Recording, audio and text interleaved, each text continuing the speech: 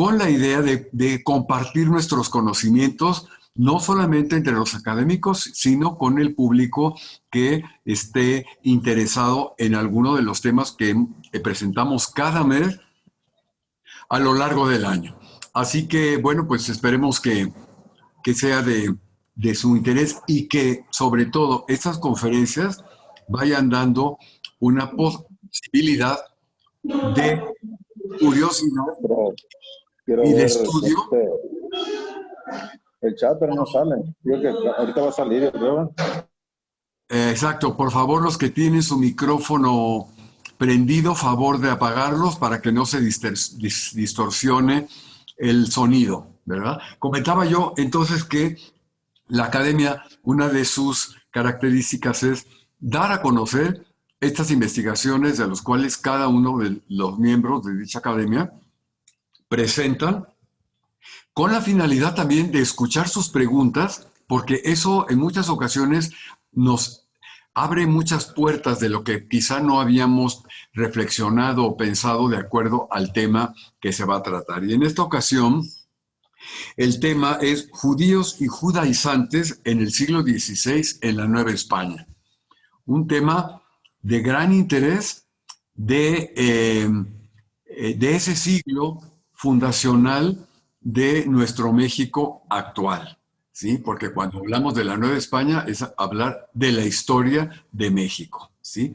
Nosotros tratamos de estar reconciliados con nuestra historia, con nuestro pasado y desde luego con España, y aquí nos sigue el doctor Javier García Luengo, que para él es prácticamente la madrugada allá en Madrid, cosa que siempre le he agradecido que nos siga. Y bueno, pues ya está nuestra ponente, que es la maestra Nora Ricalde.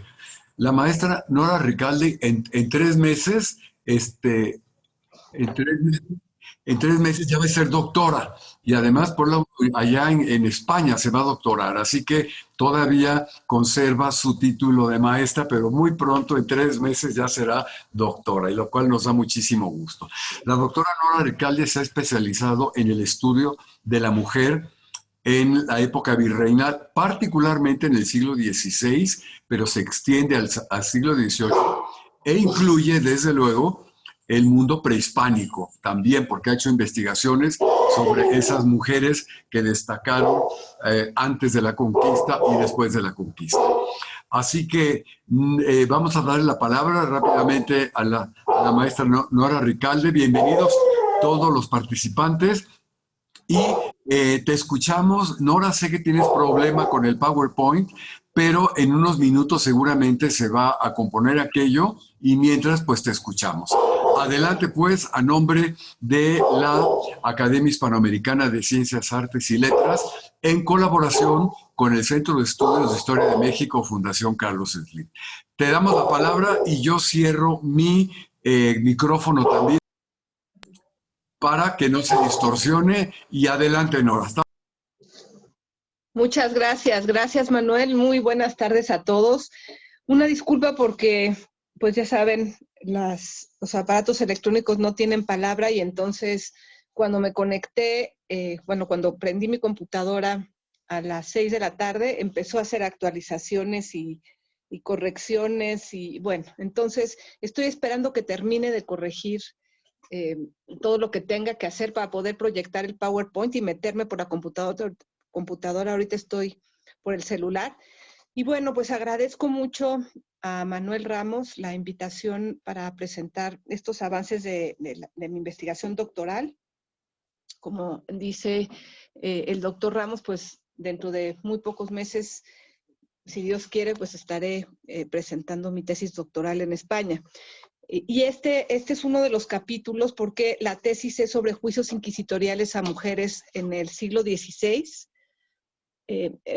Inquisición episcopal. Entonces, estos juicios van de 1536 a 1570. Como sabemos, pues el Tribunal del Santo Oficio o la Inquisición se instituyó en 1571. Hay algunas fuentes que dicen que empezó a funcionar en el 72, pero estos juicios que yo estoy analizando son de la Inquisición episcopal. La Inquisición episcopal empieza con Fray Juan de Zumárraga bueno, cuando él llega a México y al poco tiempo pues es nombrado obispo y arzobispo de la diócesis.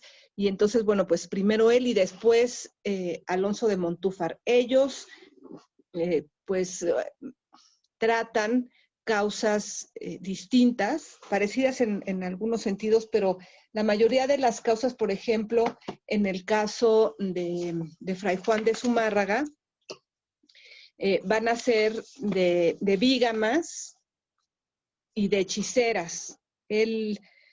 Estamos hablando pues de mujeres en la Ciudad de México, ¿verdad? En el siglo XVI, mujeres españolas.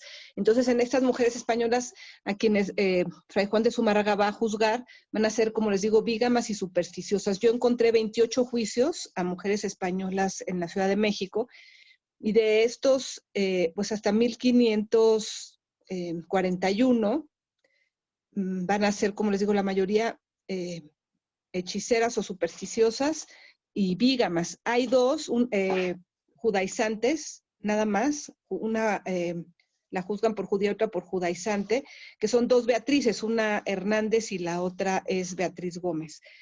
Y en el caso de Fray Alonso de Montúfar, las causas que más va a juzgar van a ser las de blasfemia y herejía. Entonces, bueno, pues llama la atención en qué se enfocó cada uno de estos, pues, inquisidores, jueces inquisidores episcopales, obispos, ¿no? Por eso se llama así. En realidad, la Inquisición episcopal del Tribunal de la Inquisición no varía mucho, probablemente en temas de jurisdicción. Si me está escuchando aquí Jorge Trasloceros, pues seguramente me corregiría estos temas de jurisdicción, pero el caso es que ya van a depender, antes dependía nada más del obispo local, y después, cuando ya se instituye el tribunal, pues van a depender del tribunal español. Entonces, bueno, pues voy a entrar a estas judías y judaizantes, que solamente son dos casos en la Inquisición episcopal de Fray Juan de Zumárraga. Fray Alonso de Montúfar no va a juzgar a judías y judaizantes. Y entonces, bueno, pues en lo que puedo conectar el PowerPoint, voy a empezar a platicarles de este tema, ¿no? Entonces, voy a hablar un poco de qué es lo que sucedía con los judíos en la península ibérica.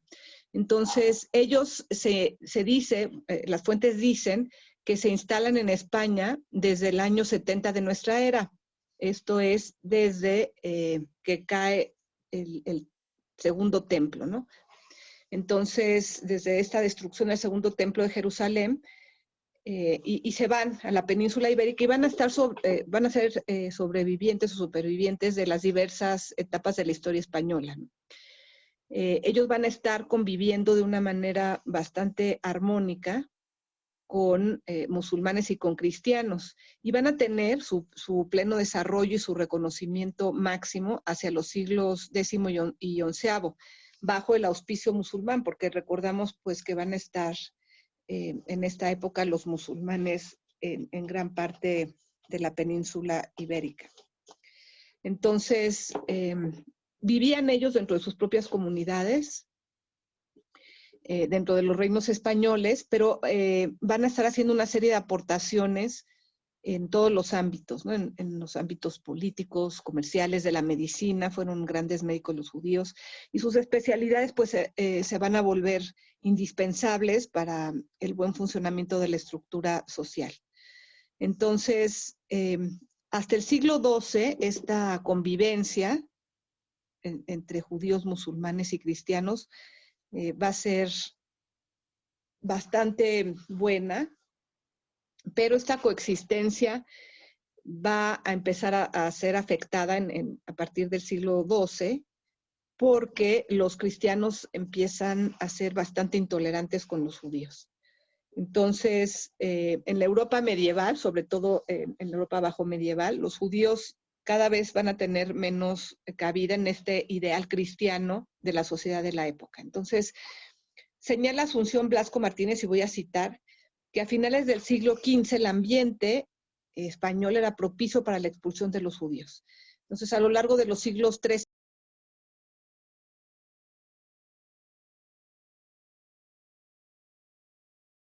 Apagaste el micrófono, Nora. Nora, se te fue el sonido.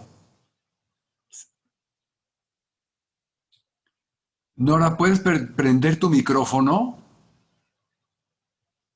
Sociales en estos siglos bajos en toda Europa. Entonces empezaron a surgir una serie de persecuciones violentas en contra de los hebreos y se fueron acrecentando, ¿no? Aunado a esto, los reinos españoles de Castilla y Aragón, que se unieron en el siglo XV, querían organizar una sólida realidad que estuviera contenida en un solo territorio, con un mismo idioma, un gobierno unido y una sola religión, o la religión católica. Bueno, entonces, esto es un hecho, ¿no? La corona quería garantizar la unión española bajo una misma religión, un mismo territorio, una misma lengua, y así España se hizo, o sea, se volvió una instancia muy sólida que estaba lista para conquistar los territorios de ultramar. Entonces, en los primeros meses de 1492, pues, muchas cosas pasaron en ese año. Por ejemplo, pues la publicación de la gramática de Nebrija, que se publicó en 1492, por supuesto el descubrimiento de América, la toma de Granada, y entonces, pues, se promulgaron varios edictos. El 31 de marzo se publicó el más importante, en donde se decretaba la expulsión de los judíos de Castilla y Aragón. Entonces, de acuerdo a este edicto, los judíos iban a tener un lapso de 4 meses para exiliarse o convertirse mediante un signo visible, y ese signo visible sería el bautismo. Entonces, hay varias versiones del edicto, pero en resumen, con estos edictos se relacionaba a los judíos con dos situaciones muy importantes. Una era la usura. Los judíos que practicaban la usura, pues no eran bien vistos, y también pues esta defensa de la fe católica en contra de la herética pravedad. ¿Qué es la herética pravedad? Pues se refiere a esta herejía perversa y malintencionada en contra del dogma de fe católico establecido. Eso es lo que la Iglesia pensaba en el siglo XV, cuando surge estos edictos, ¿no? Entonces, ni la unidad de España que estaban buscando los reyes católicos, ni la presión de la sociedad tendrían el peso de terminar con el problema converso, porque ¿qué es lo que pasaba? Cuando los obligaban a convertirse para poder permanecer en territorio español, pues surgían una serie de situaciones complicadas. Entonces, lo que empezaron a decir los cristianos fue que los judíos que se acababan de convertir, los recién conversos, iban a contaminar los judíos iban a contaminar a los recién conversos, y los recién conversos iban a contaminar a los cristianos. Entonces, el secreto o el edicto se ciña a lo siguiente. Bien es sabido, voy a citarlo, ¿no? Bien es sabido que en nuestros dominios existen algunos malos cristianos que han judaizado. ¿Qué quiere decir judaizar? Pues esto, seguir con los ritos y con las creencias de la ley de Moisés, y haber optado por la religión católica en la superficie, ¿no? Entonces dicen, cristianos que han judaizado y han cometido apostasía contra la Santa Fe Católica, siendo causa la mayoría por las relaciones entre judíos y cristianos. Por lo tanto, en el año de 1480 ordenamos que los judíos fueran separados de las ciudades y provincias de nuestros dominios y que les fueran adjudicados sectores separados, esperando que con esta separación la situación existente sería remediada. Y nosotros ordenamos que se estableciera la Inquisición en estos dominios. Y en el término de 12 años ha funcionado, y la Inquisición ha encontrado muchas personas culpables. Además, estamos informados por la Inquisición del gran daño que persiste a los cristianos al relacionarse con los judíos. Y a su vez estos judíos tratan de todas maneras subvertir la Santa Fe Católica, y están tratando de obstaculizar cristianos creyentes de acercarse a sus creencias. Entonces, así, aunque es posible leer este edicto en términos estratégicos, como les decía, pues cuál era la estrategia, tener controlado el territorio español bajo una misma religión y bajo una misma lengua, etcétera, de lo que ya hablé. Los decretos de expulsión obedecen a la desconfianza que los nuevos conversos provocaban en la cristiandad. Y el excesivo peso que se daba a la influencia que sobre ellos podrían tener aquellos que no se hubieran convertido. Señala Sarah Gerson, y cito, que desde el inicio el judío converso o cristiano fue observado por sus nuevos correligionarios con desconfianza. Siempre este ingrediente de la desconfianza, ¿no? Algunos judíos llegaron al cristianismo obligados por la fuerza, otros tomaron los sacramentos por voluntad propia. A pesar de estar oficialmente situados dentro del marco de la Grey católica, constituían en realidad un grupo aparte, y este es el gran problema o el gran drama de los conversos, ¿no? Estaban aislados de los judíos y tampoco se podían integrar como miembros a la sociedad cristiana. Entonces, estos conversos lo que constituían era una sociedad en transición, porque se habían alejado del judaísmo y tampoco fueron acogidos por la sociedad cristiana. Esto es lo que dice Sarah Gerson. Entonces, bueno, con el descubrimiento de América, el decreto de expulsión de los reyes católicos, apoyado por la determinación del Tribunal de la Inquisición de preservar la fe católica de la influencia de judíos y judaizantes, este decreto se convirtió en una legislación muy estricta que estipulaba en el título 26, ley 15, folio 307 de las leyes de Indias, que ninguno nuevamente convertido de moro o judío, ni sus hijos, pasen a las Indias sin expresa licencia del rey. Como les digo, estas son recopilaciones de las leyes de Indias. A pesar de que las leyes de Indias estipulaban claramente que los nuevos cristianos no pasaran a la Nueva España para preservar la influencia judaizante, de la influencia judaizante a los nuevos territorios, muchos de ellos lo hicieron desde los primeros tiempos de la colonia, porque bueno, prohibiciones o no prohibiciones, leyes o no leyes, el caso es que sí pasaron muchos judíos y muchos conversos a la colonia. Entonces, la corona prohibió desde un principio y para siempre a los cristianos nuevos, esto lo dice Eva Alexandra Uchmani, y a sus descendientes pisar tierra americana. Sin embargo, los que huían del Tribunal de la Inquisición Peninsular, así como los amantes de la aventura, encontraron modos de burlar las leyes y ordenanzas que les impedían participar en la conquista y colonización de la Nueva España. Es un hecho que judíos y recién conversos pasaron a la Nueva España. Ya me puedo meter, ya puedo proyectar el PowerPoint, si me permiten un segundo. Adelante. Gracias.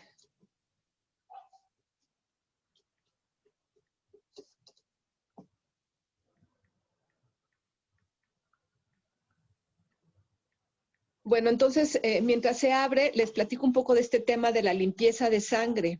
Esta limpieza de sangre fue una de las medidas que utilizó la corona para controlar la influencia de los conversos en los cristianos. Entonces, esta limpieza de sangre se estableció en el siglo XV en España, ya desde el siglo XV. ¿Y en qué consistía esta limpieza de sangre? Pues en no tener antepasados de raza judía o mora en al menos 4 generaciones anteriores dentro de la familia, ¿no? Esta limpieza de sangre, cristianos viejos, al menos por 4 generaciones. Este concepto se derivaba de los estatutos de limpieza de sangre que surgieron alrededor de 1449 en Toledo. Y esta limpieza de sangre estuvo vigente durante toda la colonia, durante todo el virreinato, hasta la independencia prácticamente. Entonces, estos estatutos de limpieza de sangre, ¿qué es lo que mandaban, no? Pues era investigar el linaje genealógico de las personas sospechadas a las que se abrían procesos de indagación sobre los pensamientos, sentimientos y actos para establecer cómo se transmitían las características negativas de madres y padres. ¿Qué quería decir esto? Que el bautismo no borraba el ser judíos, porque el judaísmo, según estos estatutos, se transmitía a través de la sangre.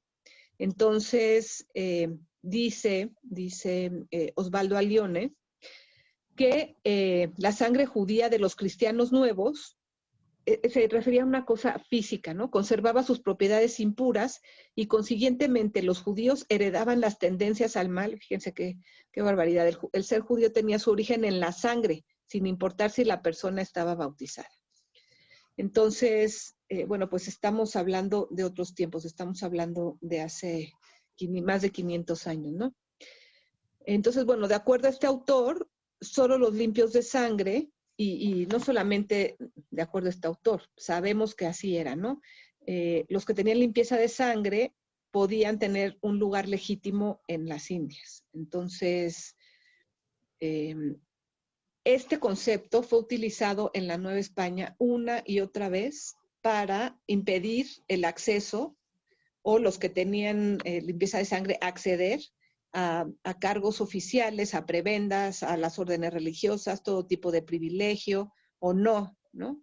Inclusive atenuar la acción inquisitorial sobre una persona. Entonces, lo que inicialmente tenía como objetivo preservar la fe, aunque yo dudo que ese fuera el objetivo, ¿no? Es un acto de segregación desde el principio. Bueno, pues se convirtió en una herramienta elitista en la Nueva España y en España también, ¿no? Para crear una estructura social jerárquica basada en el origen de las personas y pues a favor de los cristianos viejos. Entonces, pero peor aún, si se consideraba impuro descender de judíos o moros y ser converso, pues mucho, mucho peor era descender de herejes condenados por continuar practicando la religión de Moisés, a pesar de haberse convertido al cristianismo. Ya el colmo, pues sería descender de un hereje penitenciado por la Inquisición. Esto lo menciono porque vamos a ver qué va a suceder en los casos que yo les voy a mostrar. Entonces, sin embargo, a pesar de todo esto que les dije, a pesar de todas las leyes, a pesar de los estatutos de limpieza de sangre, de esta ley de las Indias que prohibía pasar a recién convertidos a la Nueva España, a pesar de todo esto, en los primeros años de la colonia, la ley eclesial no actuó de manera determinante persiguiendo este delito. Entonces,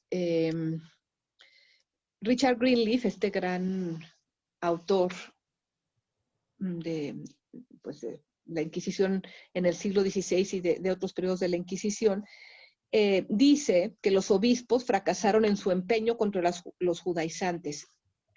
Sobre todo, bueno, pues ya hablé yo de la Inquisición episcopal, ¿no?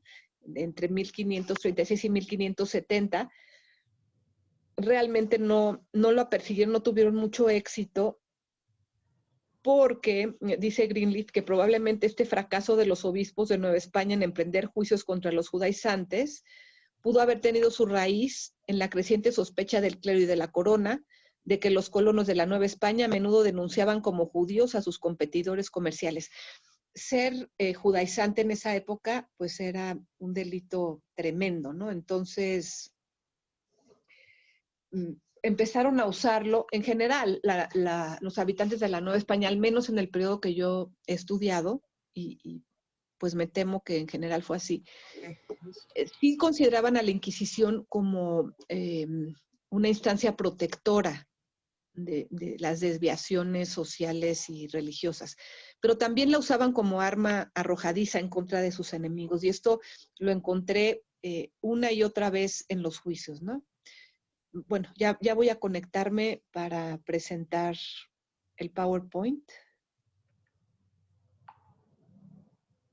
Permítanme nada más un momentito.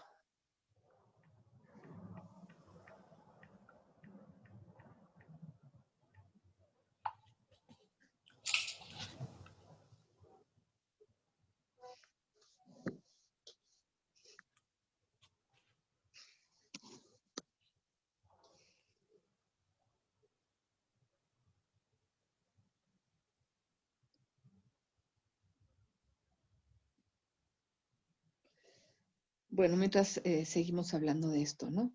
Entonces, por ejemplo, el mismo Richard Greenleaf dice que en el periodo de 1540 a 1570 solamente se encontró a 2 hombres sospechosos a quienes no se les juzgó y que solamente fueron investigados. en el caso de los hombres, ¿no? Y en el caso de las mujeres, que es el caso, bueno, lo que yo estoy estudiando, igualmente solamente se encuentran en este periodo episcopal, de 1536 a 1570, como les dije al inicio, solamente a 2 mujeres. Bueno, entonces estas sospechosas fueron Beatriz Hernández y Beatriz Gómez, y efectivamente únicamente una de ellas fue enjuiciada y absuelta, y la otra fue investigada, nada más. Entonces sí hay cierta laxitud en ese momento hacia los judaizantes. Más tarde, décadas más tarde, en lo absoluto existirían esas consideraciones de ningún tipo para judíos o judaizantes. Era el delito más grave que se podía cometer.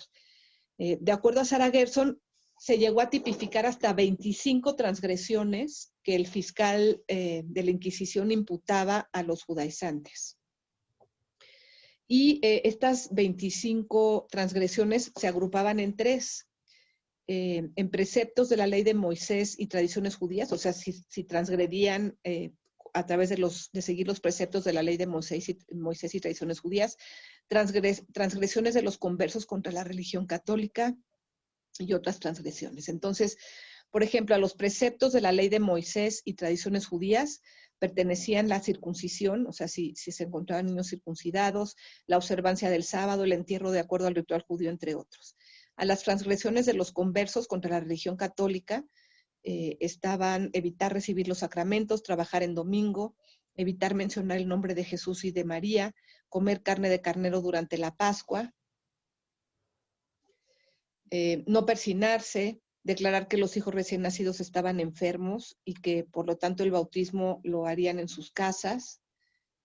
Ya hablé yo de esto, esta relación entre cristianos y judíos en tierras españolas, que era una coexistencia muy delicada por la intolerancia que había entre cristianos y judíos, que ya no cabían los judíos en el ideal cristiano de la sociedad de la época, este antisemitismo del que hablaba yo, que era una válvula de escape a las tensiones sociales, ¿no? Y pues, que se empezó a incrementar la persecución y la violencia contra los hebreos. Bueno, ya hablé de todo esto. Voy a saltar hasta donde esto, ¿no? Todo esto de la limpieza de sangre. Y aquí estamos en las transgresiones, ¿no? Entonces, estas 25 transgresiones que se tipificaron para juzgar en el tribunal de la Inquisición, ¿no? Estos preceptos de la ley de Moisés, que ya de los que hemos hablado, era pues, que circuncidaban a los hijos, observar el sábado, el entierro, etcétera. Las transgresiones de los conversos, que, bueno, pues decían, soy católico, pero no querían recibir los sacramentos, no querían trabajar el domingo, evitaban el nombre de Jesús y de la Virgen María. Y las otras transgresiones que podía haber era el casamiento entre parientes consanguíneos, la herejía, la idolatría a íconos extraños y los cálculos astronómicos. Entonces, todo esto, como les digo, estaba tipificado en los delitos de la Inquisición. Vamos a ver ahora estos casos. Primero vamos a ver a Beatriz Hernández. Ella es juzgada, fíjense qué temprano, en 1539. Entonces, ella era mujer de Francisco Muñoz, sastre, y esto llama la atención, esto de que hubiera sido sastre, porque el ser sastre o zapatero en el siglo XVI se consideraba un oficio de judíos. Eva Alejandra Ochmani dice, esta ocupación no fue solamente mal vista por sí en una sociedad que nació de la conquista, sino que fue despreciada por considerársele un oficio judío. Entonces, este juicio comenzó el 7 de enero de 1539 y está en el Archivo General de la Nación, en el volumen 1, expediente 19, las hojas 26F y 26B. Es muy cortito. Más bien se trata de un interrogatorio y en ningún momento se menciona que la inculpada fuera judía o judaizante.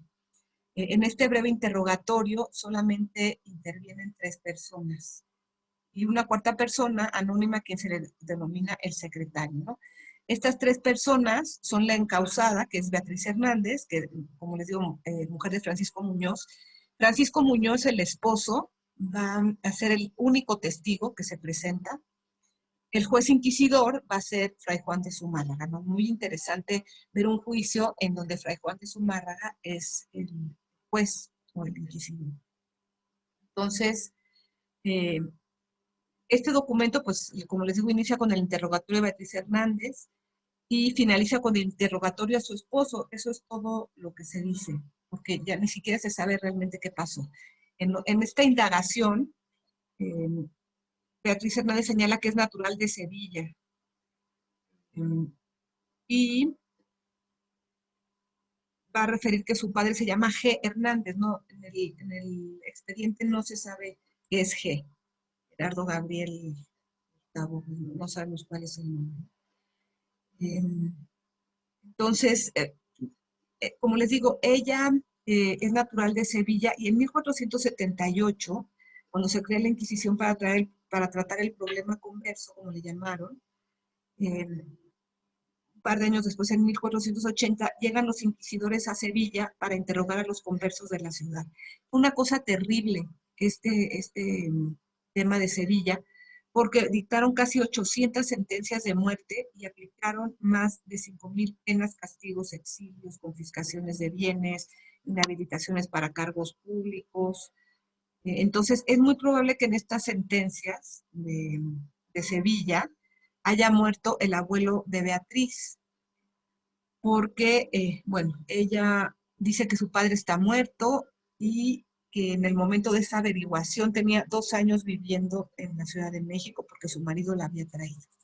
No tenía hermanos, no tenía hijos, y sí acepta que a su abuelo lo había quemado el Santo Oficio en España, pero que ni su padre, ni su madre, ni su abuela fueron penitenciados por ese tribunal, pero simplemente por ser nieta de un penitenciado ya no tendría ni siquiera derecho a pasar a la Nueva España, ¿no?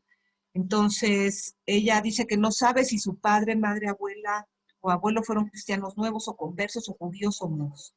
Entonces, eh, ella dice así, preguntada si quemaron a su padre o a su abuelo de esta confesante por el Santo Oficio de la Inquisición, esta es la declaración de ella. Dijo que a su abuelo lo quemaron, que lo quemó el Santo Oficio, y a su padre no, ni a su madre tampoco a su abuelo. Preguntada si a su padre o a su madre o abuela los penitenció el Santo Oficio, dijo que no, ni tal ha oído. Preguntada si su marido o su cuñado han sido penitenciados por el Santo Oficio, dijo que no lo sabe porque nunca tan ha oído decir. Ella no sabía nada, más que su abuelo había sido quemado por la Inquisición. Preguntada si su padre o madre o abuela fueron cristianos nuevos de judíos o moros, dijo que no sabe si fue cristiano nuevo su padre, porque no lo conoció, que era muchacha cuando él murió, y no sabe que lo fuese su madre ni su abuela. Pero el que sí sabía muy bien era el esposo. El testigo Francisco Muñoz, su esposo, declaró que él era natural de los reinos de Castilla, de El Pedroso, y preguntado si su mujer es cristiana nueva, él dice que sí.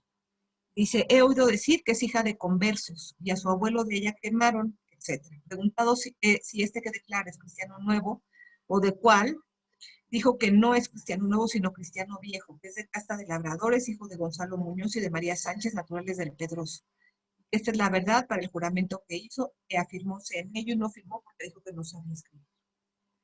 Entonces, bueno, el juicio para ahí no continúa, los interrogatorios los firma Fray Juan de Zumárraga, no sabemos qué sucedió después en el AGN, no hay ninguna información al respecto. Y entonces, llama la atención que tanto el tribunal como ellos, Beatriz y su esposo, fueran conscientes de una situación que era un claro impedimento para pasar a las Indias. Como les dije, pues existía toda esta legislación, ¿no? Y entonces también hay en las leyes de Indias, en la ley 15, título 26 del libro 9, dice, ningún reconciliado, hijo ni nieto de quemado, sanbenitado ni hereje pase a las Indias. Entonces, bueno, pues no solamente estaba muy condicionado que un cristiano nuevo pasara a las Indias, como ya mencioné, sino que estaba de plano prohibido que los descendientes de conversos hasta la cuarta generación llegaran al Nuevo Mundo. Entonces,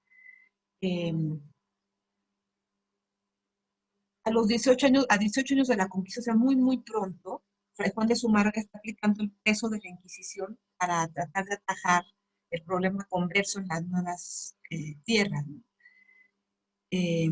Entonces, a Beatriz Hernández pues, se le considera sospechosa de ser judía judaizante por ser cristiana nueva hija de converso, según lo declara su esposo. Pero bueno, realmente no se le inculpa, no se sabe por qué sospecharon de ella ni quién la denunció. Entonces, esta es una inquisición, o sea, es decir, un interrogatorio en el más puro y literal sentido del término. El marido, Francisco, pues él es el que parece saber bien de qué se trata todo esto. Y bueno, Beatriz, ella es analfabeta, esposa de un labrador, es gente pues sencilla, hija de conversos, nieta de penitenciado, y llega tranquilamente a la Nueva España en 1537 acompañando a su marido. Reitero, pues entonces no había tanta vigilancia ni las leyes se aplicaban severamente, ¿no? Entonces, pienso que realmente debe haber estado muy asustada cuando le interrogaron, porque evadió lo más que pudo dar las respuestas eh, claras, ¿no? De qué pasaba con su familia. Entonces, pues en el juicio se establece claramente que no tiene limpieza de sangre y no se sabe qué sucedió con ella, pero seguramente debe haber estado muy vigilada. Vamos a pasar a la siguiente, que es Beatriz Gómez, que también es juzgada en 1539. Este es un juicio muy largo, es un expediente larguísimo de 290 hojas. Y este juicio se inicia con la sentencia de Beatriz Gómez y su esposo Álvaro Mateos. Juntos fueron prendidos y juntos fueron hechos reos. Entonces, desde el inicio se les declaró ambos absueltos, ese es un spoiler, ¿no? Y se les da por libre y le indican, le dicen a Álvaro Mateos, que también era sastre, que no pelee con nadie acerca de las cosas de la Santa Fe Católica. Entonces, a ella, a Beatriz, la apresaron en la ciudad de Tenochtitlán, todavía se le llamaba así, el 3 de junio de 1539 y ante Fray Juan de Zumárraga. Este juicio va a terminar pronto. Los juicios eran relativamente cortos, de 3 meses en esa época, 4 meses, y tiene lugar en las cárceles arzobispales. Entonces, en este juicio intervienen, por parte de la Inquisición Episcopal, el obispo e inquisidor apostólico, ya lo dijimos, Fray Juan de Zumárraga. Y aquí interviene un personaje muy interesante, que es Miguel López de Legazpi, que en ese momento era secretario del Santo Oficio. Ahorita vamos a hablar un poquitito más de Miguel López de Legazpi. Cristóbal de Caniego, que fue el nuncio fiscal, y Vicencio Rivero como procurador, defensor de Beatriz. Entonces, lo que es muy interesante de este juicio es la cantidad de testigos que presenta la defensa, y eso es todo lo que hacen. El juicio es declaraciones tras declaraciones tras declaraciones de testigos. Son cerca de 40 testigos los que están declarando, de todas edades. Voy a nombrar algunos: Hernando de Herrera, que tenía más de 70 años, Juan Núñez de Villanova, de 38 años, Alonso Ponce, de 34, etc. Y hay varias mujeres que también están declarando: Elvira García, de 40 años. Hay mujeres destacadas, que son esposas destacadas por sí mismas, no lo eran, porque siempre estaban supeditadas a un esposo, ¿no? Pero, por ejemplo, esposa de un oidor de la Audiencia Real, esposa de escribano. Luego también hay varios frailes declarando, frailes agustinos, básicamente sí, agustinos, comendadores, conquistadores. Y bueno, entonces es muy valioso este juicio porque describe muy claramente cosas de la vida cotidiana y relaciones entre las personas, ¿no? Entonces, pues así empieza. Cristóbal de Caniego, el fiscal, acusa criminalmente a Beatriz Gómez, mujer de Álvaro Mateo Sastre, presa en la cárcel del Santo Oficio, de haber cometido un grave delito relacionado con la realización de ritos y ceremonias judías. Recuerdan que les decía cómo estaban tipificados estos delitos, ¿no? Acusan de haber renegado de Dios, del crisma que recibió y otras blasfemias. Este tipo de blasfemia, como renegar de Dios y del crisma, eran considerados típicos de personas que tienen la sangre impura. Entonces, esta autora que ya he mencionado, Eva Alejandra Ochmani, menciona que los cristianos viejos jamás blasfemaban en contra de Dios y del crisma.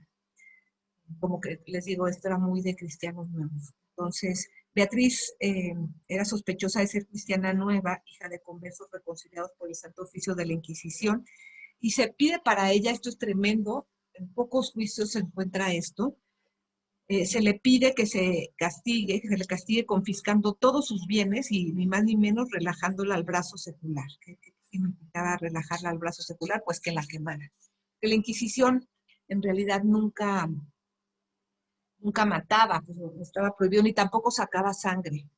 Aunque azotara o torturara en algún caso, no sacaba sangre. Eran azotes sin sacar sangre y lo mismo, pues no mataba. Entonces, relajarla al brazo secular significaba la muerte. La acusación del fiscal se refiere con precisión a los ritos heréticos y a las ceremonias judaicas, ¿no?, en las que participaban. ¿Y en qué consistían estos ritos o ceremonias? En hacer y guisar manjares judaicos, entre los que se encontraban las adafinas. Las adafinas era un cocido de garbanzos con carne de cordero, que era muy popular entre los judíos de esta época. Y otras comidas prohibidas, en ponerle almizcle al vino, en solo comer carne de res, obviamente pues carne de puerco no comían, carne de res sacándole las landrecillas, estas landrecillas, es el nervio ciático, y la grasa adherida a él, ¿no?, la pierna. Le acusan de quebrantar las fiestas de guardar de los cristianos, guardar las de los judíos, de hacer enjabonar y lavar su casa los domingos y fiestas de guardar, entre otras obras serviles. Se suponía que los domingos pues, no se podía hacer nada.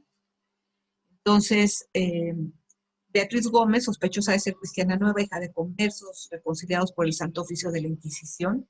¿Qué quería decir reconciliados? Pues que los había procesado el Santo Oficio de la Inquisición y de alguna manera pues los había redimido.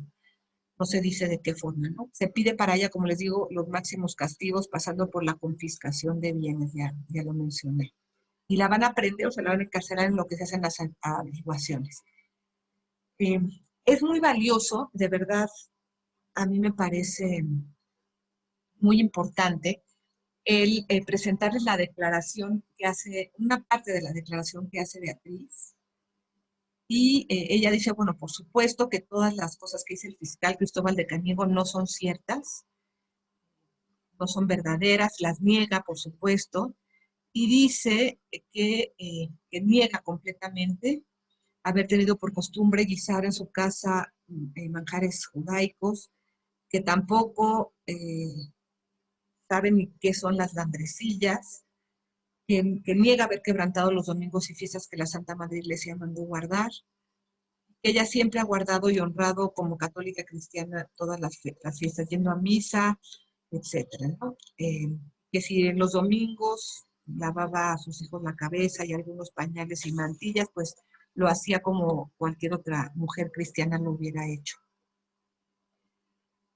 Bueno, pues niega todas las acusaciones, pero lo que es muy bonito y muy importante es esta declaración que hace ella. Y dice, niego asimismo haber hecho y guardado ninguna ceremonia y rito judaico, ni menos he renegado de Dios nuestro Señor, ni de la crisma. Que si un día, estando enferma con enojo que tenía a una india mía porque no quería venir a mi mandado, le dije que renegaría de la crisma que tengo, si no me la pagas, fue al calor de la ira y mucho y con enojo que tenía, el cual muchas veces, según el filósofo, bueno, así, esto está transcrito tal cual, hace salir a los hombres de su juicio natural. Está citando a Aristóteles, quien en su obra La Retórica señala que las emociones son causa de que los seres humanos cambien sus juicios. Estaba yo muy enojada. Pero lo importante de esta declaración es esto. Dice, tengo de ser dada por libre y quita por ser como soy cristiana bautizada e hijo de cristianos bautizados, aunque cristianos nuevos, lo cual no me daña, siendo yo fiel y católica cristiana como lo soy. Pues que delante del acatamiento de Dios nuestro Señor no hay excepción de personas ni de linajes, por querer como quiere, honestidad y santidad y virtudes y no linajes. Soy mujer honesta y de buena vida y fama y persona, etcétera, ¿no? Entonces, ella no solamente está negando las acusaciones, sino que va a defender desde la dignidad de la persona su posición, ¿no?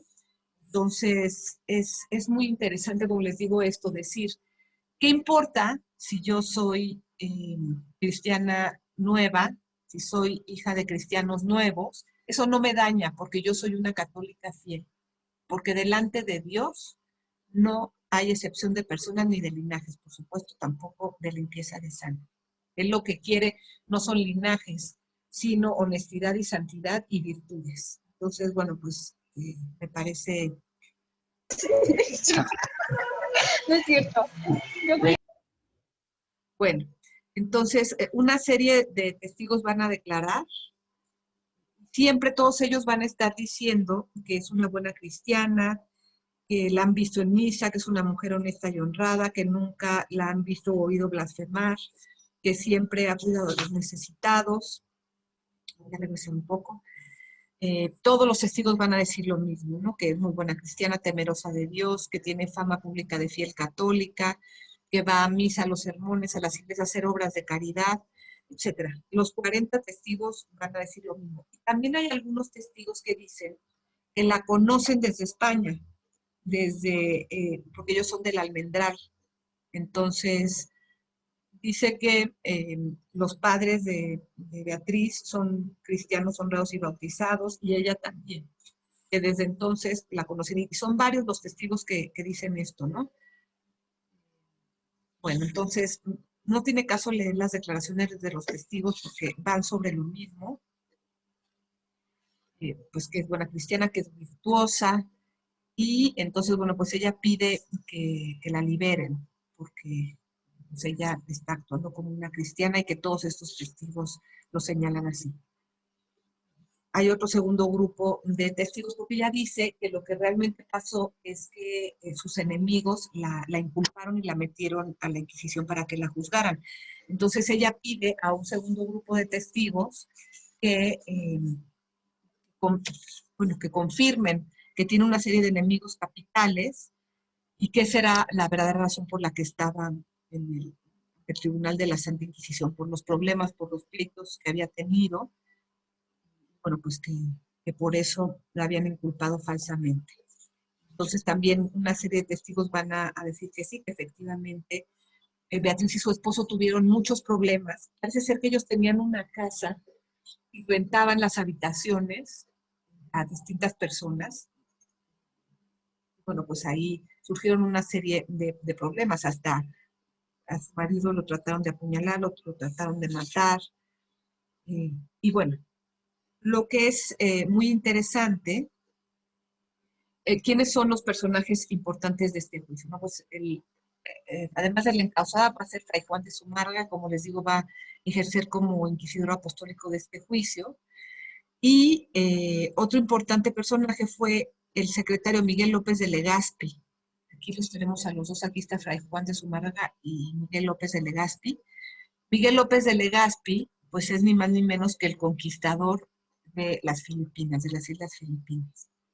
Entonces, él primero llegó a la Nueva España, tuvo una vida muy destacada aquí, desempeñó muchos cargos, recibió mucho reconocimiento, encomiendas, entonces era un hombre destacado y acaudalado también. Entonces, Felipe II, por eso se llaman las Islas Filipinas, pues Felipe II pide que se exploren estas islas y nombra a López de Legazpi capitán general de la expedición, y no era nada joven, tenía 62 años. Entonces, esta expedición tomó posesión de la Isla Mayor en 1565, y ahí estuvo López de Legazpi en Filipinas más de 5 años, donde fundó pacíficamente un primer asentamiento español que se llamó San Miguel. Y bueno, pues es precisamente López de Legazpi quien funda esta ruta del Galeón de Manila, que va de Manila, Filipinas, a Acapulco. Entonces, no solamente permitió esta ruta pues, que el comercio se activara entre Oriente y Occidente, sino que mantuvo la hegemonía española en el Pacífico. Entonces, López de Legazpi muere en 1574 en Filipinas de un infarto a los 72 años. Y bueno, pues gracias a las declaraciones de todos estos testigos de los que ya hablamos, podemos tener información que es muy importante acerca de la sociedad novohispana y de las relaciones que había entre grupos y personas, ¿no? Entonces, bueno, lo primero que salta a la vista es este miedo que existía en la sociedad por el tema de los conversos y de la falta de limpieza de sangre. Y luego también hay testigos que son muy importantes para la sociedad de la época.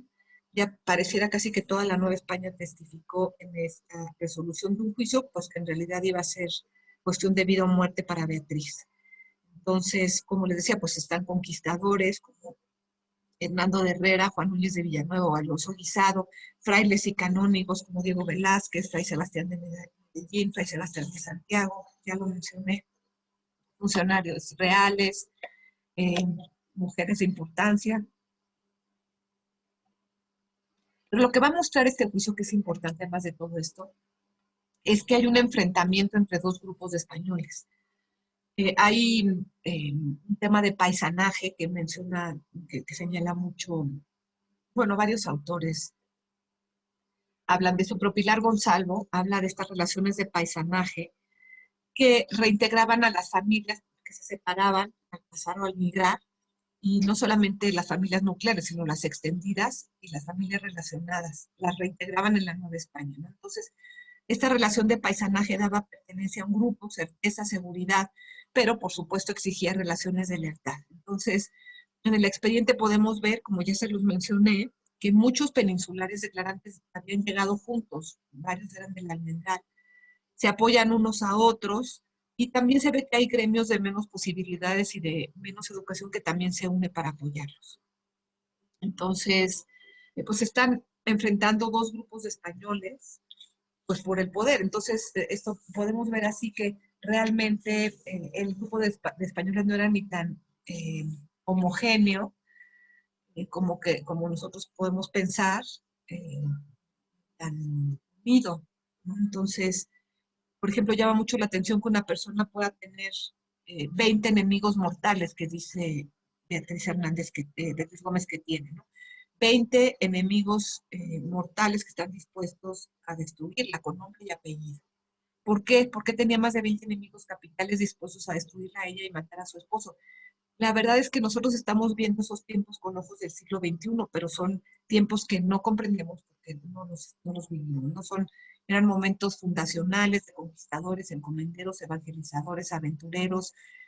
Los ánimos estaban exaltados, se necesitaba adaptación y supervivencia. Entonces, los pleitos y las rencillas físicas y verbales se dan con una frecuencia inaudita, ¿no? Con mucha fuerza, con mucha violencia. Y es curioso cómo no se consideraba raro que una persona a la vez respondiera al modelo de mujer virtuosa, como el caso de Beatriz Gómez, perdón, mujer virtuosa, buena cristiana, recogida, caritativa, honrada, honesta, dedicada a su marido e hijos, y al mismo tiempo pudiera tener pleitos físicos y verbales muy violentos, porque eso es lo que declaran los testigos. Entonces, para los declarantes no era extraña esta situación, como tampoco que existieran enemigos que con normalidad eran capaces de incendiar casas o de contratar a gente que matara a otras personas, ¿no? Entonces, como les decía, una de las armas más comunes para atacar a una persona o un grupo era acusarlo ante el oficio de la Inquisición. Entonces, realmente Beatriz se salva por su adhesión a este modelo de mujer virtuosa. Entonces, su reputación de su familia era impecable, y esta fama la habían forjado públicamente, ¿no? Entonces, eso garantizaba su integración a su entorno y el respeto social. Entonces, pues justo por ese origen sin limpieza de sangre, Beatriz se esmeraba por ser una muy buena cristiana y reconocida como tal. Este es el modelo de mujer virtuosa que se definió de acuerdo a diversos autores renacentistas. Por ejemplo,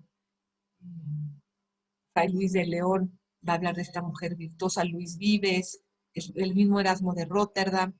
Entonces, esta mujer responde a este modelo que habla de la perfección cristiana exigida en la época, ¿no? Entonces, castidad, honestidad, honradez, prudencia, paciencia, modestia, obediencia al esposo, buena madre, buena administradora del hogar, etc. Entonces, y sobre todo un culto público, cumplir con las enseñanzas de la iglesia, la asistencia a misas, ceremonias religiosas, sermones, rezos, etc. Entonces, la religiosidad pública era indispensable porque la mujer debía ser un ejemplo social de la virtud. Entonces, bueno, en conclusión, existieron pocas causas, como ya lo mencioné, de mujeres judías o judaizantes a inicios del siglo XVI en Nueva España.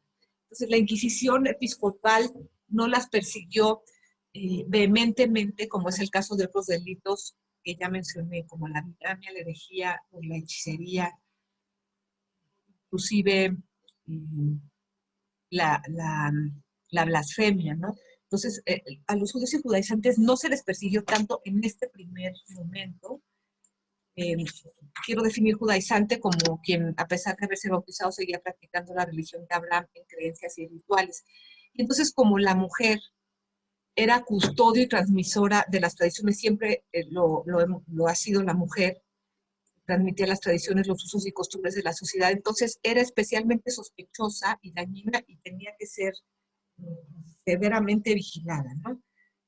No sabemos por qué el caso de Beatriz Hernández no fue juzgado, el primero, probablemente porque no tenía enemigos capitales, como en el caso de Beatriz Gómez, que aunque fue absuelta y resultó con el caso no probado, tuvo que sufrir, estaba seriamente en riesgo de morir, ¿no? De que le quitaran todos sus bienes y de que muriera quemada. Entonces, este delito, pues, aunque no lo persiguieran tanto al inicio, más tarde fue terrible y siempre pues merecía las peores penas del derecho canónico, la pérdida total de los bienes para ella y su familia y la muerte en la hoguera. Entonces, bueno, pues repito, es evidente que en este caso la Inquisición fue utilizada como un arma arrojadiza en el caso de Beatriz Gómez. Entonces, ya señalé que Beatriz contaba con una red muy impresionante de apoyo.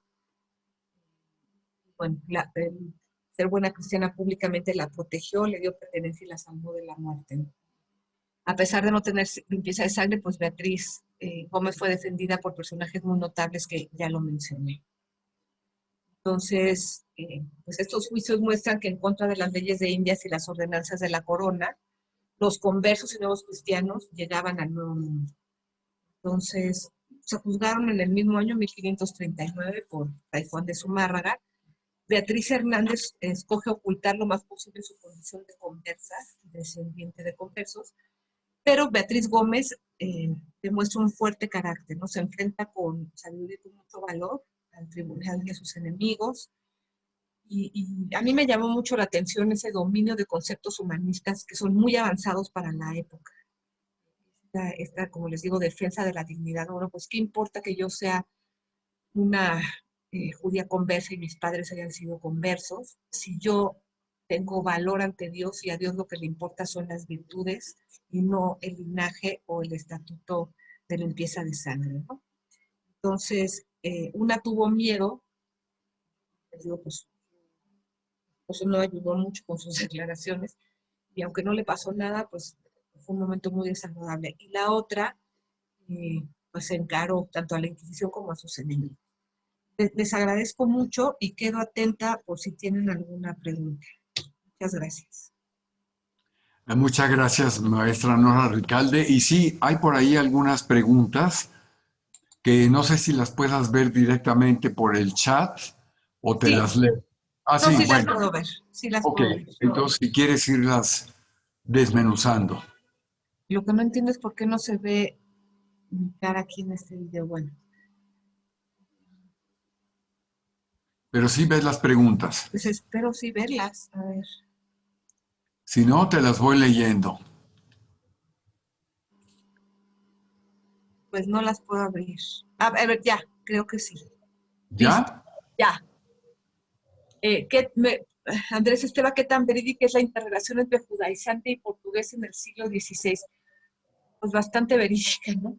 Eh, Muchos judíos pasaron a Portugal y había mucho judaizante en Portugal. Y en México más tarde, en el siglo XVI, hubo varios judíos portugueses que juzgó la Inquisición.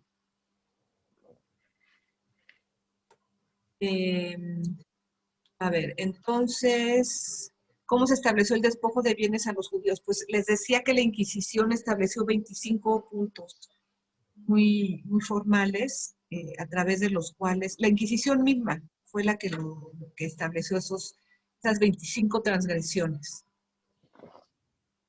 Y entonces las penas es que, pues la Inquisición estableció distintas penas o distintos castigos dependiendo del delito. Entonces, el máximo delito, pues uno de los máximos delitos sí era el ser judaizante. Entonces, pues se aplicaban las penas más severas. Y sí fue una causa sobreseída, efectivamente la de Beatriz Hernández.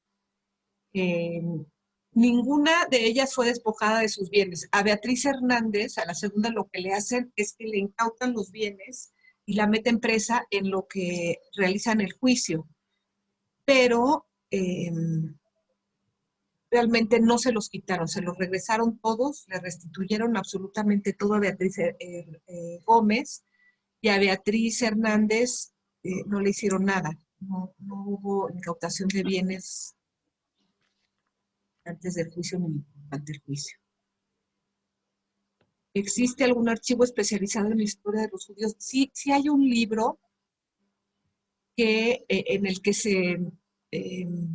los voy a buscar, porque lo estuve viendo cuando estaba haciendo la investigación. No recuerdo ahorita el nombre de un investigador que juntó todos los juicios, y es un investigador conocido del siglo pasado, juntó todos los juicios a judíos y judaizantes de la Inquisición. Más, los denunciantes se quedaban con parte de los bienes, porque los demás de los judaizantes no, nunca.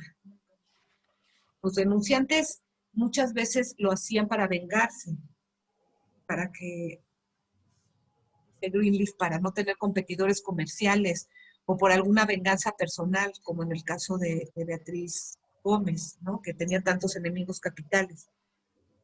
Pero no, la Inquisición no le daba a los denunciantes dinero ni los bienes ni nada. Esta incautación de bienes pasaba al Tribunal de la Inquisición.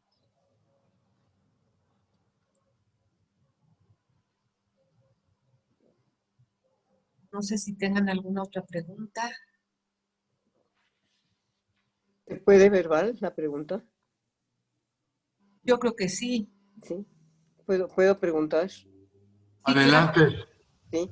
Bueno, de entrada, desde luego, mi reconocimiento por esta conferencia en la que yo creo que todos coincidimos en haber aprendido, sin duda, sobre esa época tan dramática que vivió la Nueva España.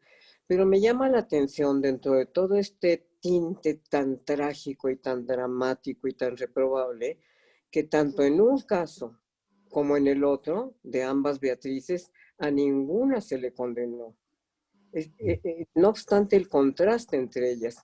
Una es verdaderamente inocente, muy inexperta, no sabe realmente manejar su situación, está asustada. La otra es una abogada nata, de veras, Sí. que sabe cómo ir defendiendo su causa. Vamos, es toda una conocedora del derecho. Bueno, son muy distintas ambas. Y sin embargo, ni a una ni a otra se le molestó. Se llevó a cabo ambos juicios, se llevaron a cabo ambos juicios. No se le confiscaron los bienes a ninguna de ellas, y tanto una Beatriz como la otra siguió adelante su vida en esta tierra donde ellas escogieron vivir. Felicidades, Nora. Gracias, Ana Rita. Fíjate que sí es muy interesante tu observación, porque lo que yo he encontrado hasta ahorita en la investigación es que eso era lo que privaba en los procesos de la Inquisición. Me he encontrado una Inquisición muy justa, o sea, que realmente se apegaba a procesos legales Sí, claro. y lo hacía de una manera muy profesional, muy profesional. No he encontrado un solo juicio que haya sido abusivo, e inclusive es mi opinión que las mujeres eran bastante aguerridas, como Beatriz Gómez me he encontrado a muchas. Me he encontrado, por ejemplo, en el caso de las vígamas, que claro que yo es otro tema, pero bueno, quiero abundar en lo que tú estás diciendo. Pues algunas que llegaban a tener hasta 3 o 4 maridos, vivos, por supuesto, no hubieran sido trígamas o cuatrígamas, vígamas ya no eran. Por ejemplo, tenían un marido en España, otro en las islas, otro en México, otro más abajo hacia Centroamérica. Entonces, la Inquisición, por ejemplo, en estos casos tan dramáticos, lo que hacía era decirle a la mujer, pues regrésate a vivir con tu esposo, con el único que es válido, el primero, ¿no? Ese era el castigo. Supongo que debe haber sido un castigo bastante fuerte para la inculpada, ¿no? Regresarse a vivir con el primer Capaz marido. que sí. Era el peor castigo. Bueno, pero el caso es que nunca las tocaban, como dices tú. Yo no he encontrado casos de azotes ni de cosas injustas. Y al contrario, me da la impresión, por el tipo de declaraciones que hacen ellas y que hacen los inquisidores y las resoluciones que toman, que como que no sabían qué hacer con ellas. O sea, realmente les presentaban unas problemáticas, unos casos tan complicados que los inquisidores no sabían cómo manejarlos. Por ejemplo, hay otra dedicada aquí a algunos seguidores de la monja que se ahorcó, que están presentes. Esa monja, por ejemplo, ella dice que ella, la monja que se ahorcó no se había condenado y hace una serie de declaraciones, la denuncian sus propias compañeras y entonces ella hace una serie de declaraciones tan más allá de lo normal que los inquisidores simple y sencillamente, pues aquí alguna persona dijo sobreseídos, ¿no? Sí, simplemente dicen, suspéndase.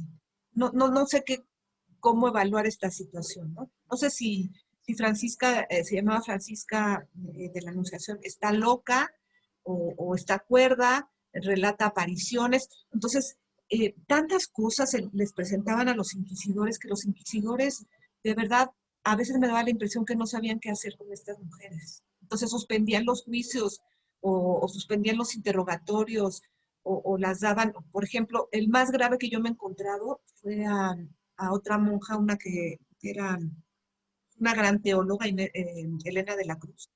Y a ella, como su castigo es pues, tipo de penitencia espiritual, ¿no? Los salmos, rezar no sé qué, como si fuera una confesión.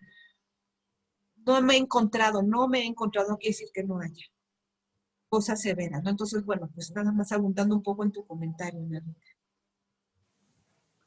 Y por ahí haya una última pregunta, no sé si la puedas leer directamente, Ajá. de Eh, Carlos Briones. ok, ¿qué tanto se extendió la presencia de criptojudíos en la Nueva España y se tiene certeza de cuántos autos de fe se aplicaron a judíos? Pues, Juan Carlos, mira, eh, se extendió mucho. No tengo las cifras exactas de la presencia de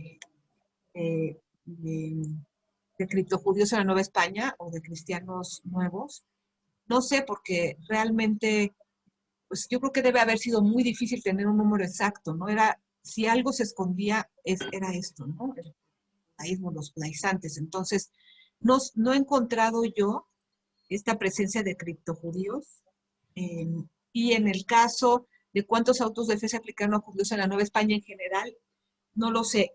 Sí sé nada más que en el periodo que yo estoy estudiando, en el periodo episcopal, hubo 4, 2 de mujeres y 2 de hombres. Sé también que a finales del siglo XVI hubo unos autos de fe tremendos a los Carvajal, donde se quemó muchísimos judíos. Pues habría que estudiar más, ¿no? En el tribunal del siglo XVI, después de 1571.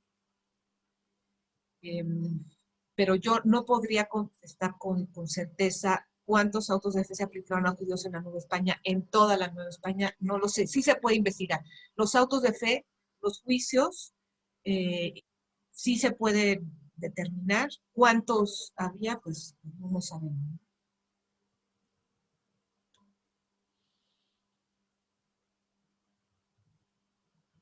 Sí, sí les puedo recomendar bibliografía. Si quieren ahorita, o Manuel, tú me dices si se las mandamos. ¿Quieres que lo mande? Se les puede enviar, ¿verdad? Dice Yolanda Bache, creo que la mayoría de asistentes somos mujeres. Pues sí, yo creo que por el tema, ¿verdad? Por el tema de las mujeres en la Inquisición, ¿sí? Bueno, también Ali Beltrán, la recomendación de bibliografía, dice en Acamistla, municipio de Taxco de Alarcón hay vestigios de presencia judía. Ahora, como la conferencia abre un panorama de este trabajo y su importancia en los estudios históricos de la Nueva España. Pues sí, sin duda, ¿no? Yo quisiera agregar algo, si me permites, Nora, Claro. ¿sí? Que la Inquisición dio muchísimo para la construcción de la leyenda negra, ¿sí? Esa leyenda negra que afectó tanto la imagen de España, sobre todo desde el siglo XVI, desde luego, ¿no? Y que España no se supo defender, como lo he comentado con el doctor García Luengo, que no se supo defender de las acusaciones terribles de los ingleses y posteriormente de los americanos.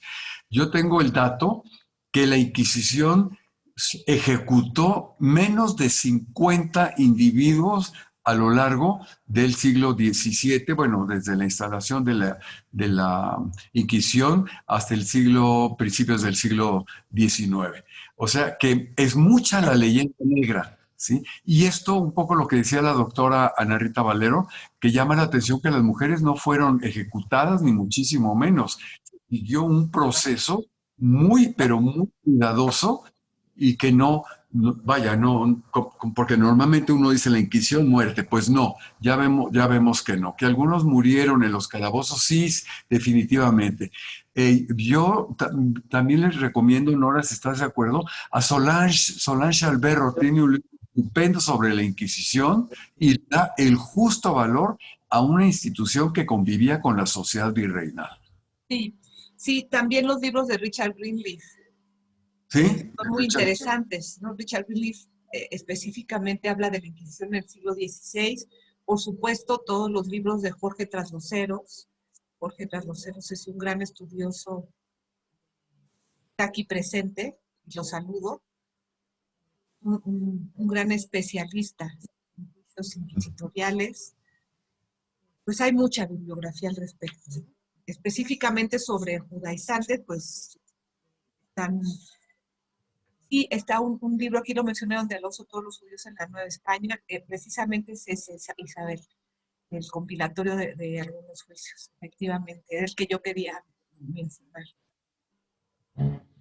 Y aquí pregunta Elizabeth, antes del juicio de Beatriz Hernández, ¿se consideraba los oficios de Sastro Zapatero como propios de los judíos? Sí, sí, eso es lo que dice Eva Alejandra Uchmani, que estas ocupaciones en el siglo XVI se veían mal y que se les consideraba oficios judíos en la Nueva España del siglo XVI.